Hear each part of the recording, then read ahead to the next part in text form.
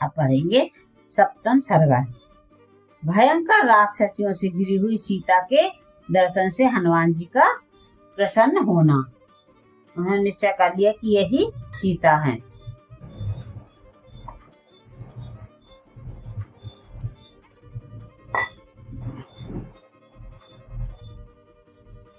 तदंतर वह दिन बीतने के पश्चात कुमुद समूह के समान श्वेत वर्ण वाले तथा निर्मल रूप से उदित हुए चंद्रदेव स्वच्छ आकाश में कुछ ऊपर को चढ़ाए। उस समय ऐसा जान पड़ता था मानो कोई हंस किसी नील जल राशि में तैर रहा हो। निर्मल कांति वाले चंद्रमा अपनी प्रभा से सीता जी के दर्शन आदि में पवन कुमार हनुमान जी की सहायता सी करते हुए अपनी शीतल किरणों द्वारा उनकी सेवा करने लगे। उस समय उन्होंने पूर्ण चंद्रमा के समान मनोहर मुख वाली सीता को देखा, जो जल में अधिक बोझ के कारण दबी हुई नौका की भांति शोक के भारी भार से मानो झुक गई थी। वायुपुत्र हनुमान जी ने जब विदेह कुमारी सीता को देखने के लिए अपनी दृष्टि दौड़ाई, तब उन्हें उनके पास ही बैठी हुई भयानक दृष्टि वाली बहुत सी राक्षसियां दिखाई दी। उनमें से किसी की एक आंख थी तो दूसरी के एक कान, किसी के कान इतने बड़े थे कि वह उन्हें चादर की भांति ओढ़े हुई थी, किसी के कान ही नहीं थे।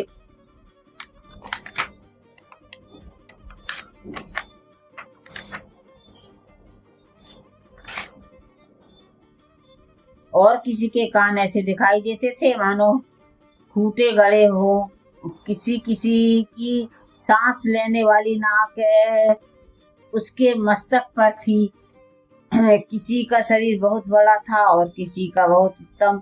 किसी की गर्दन पतली और बड़ी थी, किसी के केश उड़ गए थे और किसी के माथे पर केश उगे ही नहीं थे।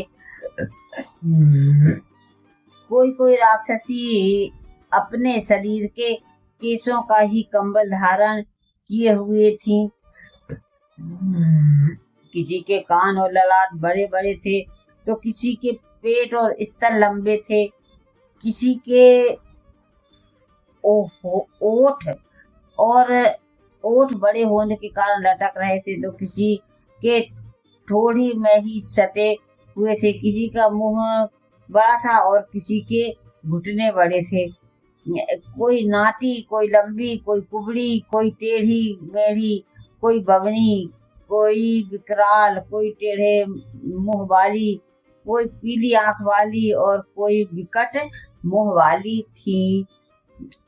कितनी ही राक्षसियां बिगड़े शरीर वाली, काली पीली, क्रोध करने वाली और कलह पसंद करने वाली थी। उन सब ने काले लोहे से बने हुए बड़े बड़े शूल, कूट और मुगदर धारण कर रखे थे। कितनी ही राक्षसियों के मुख सुअर, मृग, सिंह, भैंस, बकरी और सियारियों के समान थे। किन्हीं के पैर हाथियों के समान, किन्हीं के ऊंटों के समान और किन्हीं के भेड़ों के समान थे। किन्हीं के सिर कबंध की भांति छाती में स्थित थे, अतः गड्ढे के समान दिखाई देते थे। अथवा किन्हीं के सिर में गड्ढे थे। किन्हीं के एक हाथ थे तो किन्हीं के एक पैर। किन्हीं के कान गधों के समान थे तो किन्हीं के घोड़ों के समान। किन्हीं के कान गौओं, हाथियों और सिंह के समान दृष्टिगोचर होते थे। किन्हीं की नासिकाएं बहुत बड़ी थी और किन्हीं की तिरछी। किन्हीं के नाक ही नहीं थी, कोई हाथी की सूंड के समान नाक वाली थी और किन्हीं की नासिकाएं ललाट में ही थी। किन्हीं जिनसे वे सांस लिया करती थी। किन्हीं के पैर हाथी के समान थे और किन्हीं के गौओं के समान। कोई बड़े बड़े पैर धारण करती थी और कितनी ही ऐसी थी जिनके पैर में चोटी के समान केस उगे हुए थे। बहुत सी राक्षसियां बेहद लंबे सिर और गर्दन वाली थी और कितनों के पेट तथा स्तन बहुत बड़े बड़े थे। किन्हीं के मुंह और नेत्र सीमा से अधिक बड़े थे। किन्हीं के मुख में बड़ी बड़ी जिह्वाएं थी और कितनी ही ऐसी राक्षसियां थी जो बकरी, हाथी, गाय, सुअर, घोड़े, ऊंट, गधों के समान मुंह धारण करती थी। इसलिए वे देखने में बड़ी भयंकर थी। किन्हीं के हाथ में सूप थे तो किन्हीं के मुखदर। कोई क्रोधी स्वभाव की थी तो कोई कलह से प्रेम करती थी। धुएं जैसे केश और विकृत मुख वाली कितनी ही विकराल राक्षसियां सदा मद्यपान किया करती थी। मदिरा और मांस उन्हें सदा प्रिय थे। कितनी ही अपने अंगों में रक्त और मांस का लेप लगाए रहती थी। रक्त और मांस ही उनके भोजन थे। उन्हें देखते ही रोंगटे खड़े हो जाते थे। कभी सेठ हनुमान जी ने उन सबको देखा। वे उत्तम शाखा वाले उस अशोक वृक्ष को चारों ओर से घेर कर उसमें थोड़ी दूर पर बैठी हुई थी और सती साध्वी राजकुमारी सीता देवी उसी पृथ्वी के नीचे उसकी जड़ से सटी हुई बैठी थी। उस समय शोभाशाली हनुमान जी ने जनक किशोरी जानकी जी की ओर विशेष रूप से लक्ष्य किया। उनकी कांति फीकी पड़ गई थी।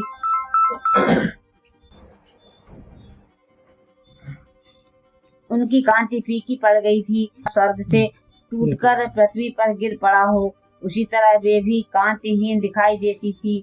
वे आदर्श चरित्र, पातिव्रत से संपन्न तथा इसके लिए सुविख्यात थी। उन्हें पति के दर्शन के लिए लाले पड़े थे। वे उत्तम भूषणों से रहित थी तो भी पति के वात्सल्य से विभूषित थी। पति का स्नेह ही उनके लिए श्रृंगार था। राक्षस राज रावण ने उन्हें बंदनी बना रखा था। वे सजनों से बिछुड़ गई थी, जैसे कोई हथनी अपने यूथ से अलग हो गई हो। यूथ पति के स्नेह से बंधी हो और उसे किसी सिंह ने रोक लिया हो। रावण की कैद में पड़ी हुई सीता की भी वैसी ही दशा थी। वे वर्षा काल बीत जाने पर शरद ऋतु के श्वेत बादलों से घिरी हुई चंद्र रेखा के समान प्रतीत होती थी।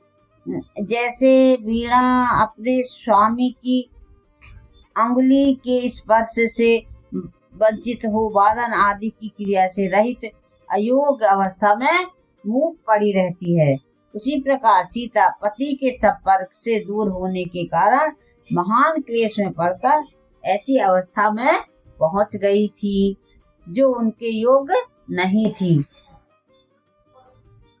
पति के हित में तत्पर रहने वाली सीता राक्षसों के अधीन रहने के योग्य नहीं थी, फिर भी वैसी दशा में पड़ी थी।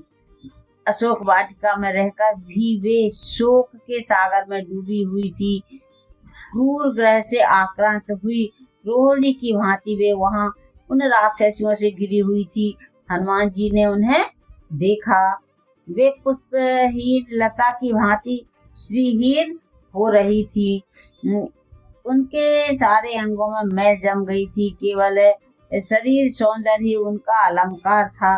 वे कीचड़ से लिपटी हुई कमल नाल की भांति शोभा और अशोभा दोनों से युक्त हो रही थी।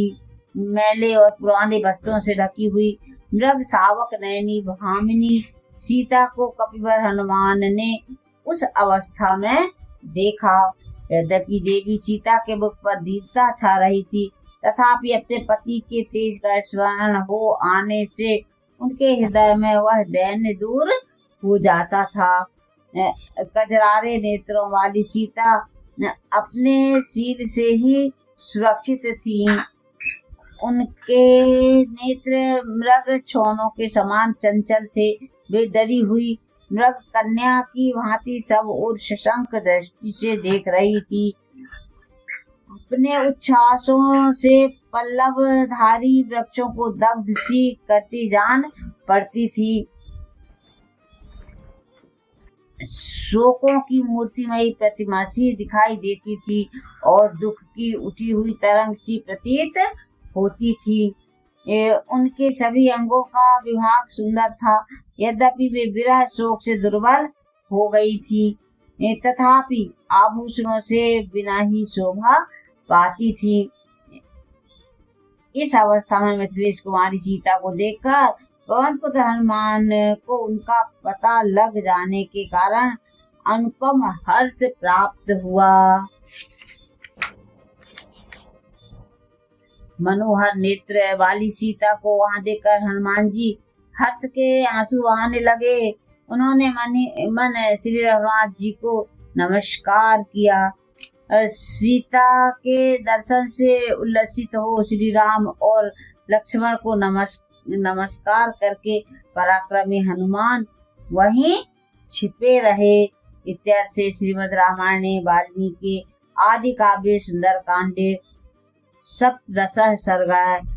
सियावर रामचंद्र की जय, पवन सुत हनुमान की जय।